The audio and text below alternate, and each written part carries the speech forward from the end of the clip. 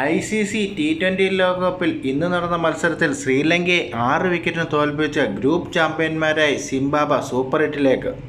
Toss നേടി ആദ്യം bat ചെയ്ത ശ്രീലങ്ക നിശ്ചിത 20 ഓവറിൽ 7 വിക്കറ്റ് നഷ്ടത്തിൽ 178 റൺസാണ് അടിച്ചുകൂട്ടിയത്.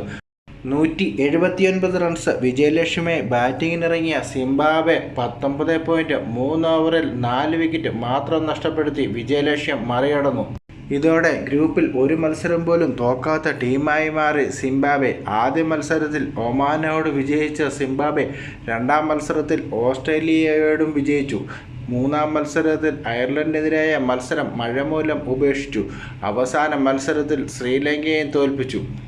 പഴയ പ്രതാപകാലത്തെ സിംബാബ്വെ അനുസ്മരിക്കുന്ന പ്രകടനമാണ് സിംബാബ്വെ ഈ ലോകകപ്പിൽ കാഴ്ചവെച്ചുകൊണ്ടിരിക്കുന്നത്. കഴിഞ്ഞ ലോകകപ്പിൽ യോഗ്യത പോലും ലഭിച്ചിരുന്ന ടീമായിരുന്നില്ല സിംബാബ്വെ. ഇത്തവണ സിംബാബ്വെ ആധികാരികമായിട്ടാണ് സൂപ്പർ 8ൽ കടന്നിരിക്കുന്നത്. ശക്തരായ ഓസ്ട്രേലിയയെയും അതുപോലെ ശ്രീലങ്കയെയും തോൽപ്പിച്ചിരിക്കുന്നു. ഇനിയും സൂപ്പർ 8ൽ ഇന്ത്യ, ദക്ഷിണാഫ്രിക്ക, വെസ്റ്റ് ഇൻഡീസ് എന്നീ ടീമുകളോടാണ് സിംബാബ്വെക്ക് ഏറ്റുമുട്ടാനുള്ളത്. അയർലൻഡിനെതിരെ മഴ മൂലം മത്സരം ഉപേക്ഷിച്ചപ്പോൾ പലരും സിംബാബ്വെ മഴയുടെ ബലത്തിലാണ് സൂപ്പർ 8ൽ കടന്നതെന്ന് ആക്ഷേപിച്ചിരുന്നു. എന്നാൽ ശ്രീലങ്കയെ തോൽപ്പിച്ചതോടുകൂടി ഗ്രൂപ്പിലെ ചാമ്പ്യന്മാരായി മാറി സിംബാബ്വെ.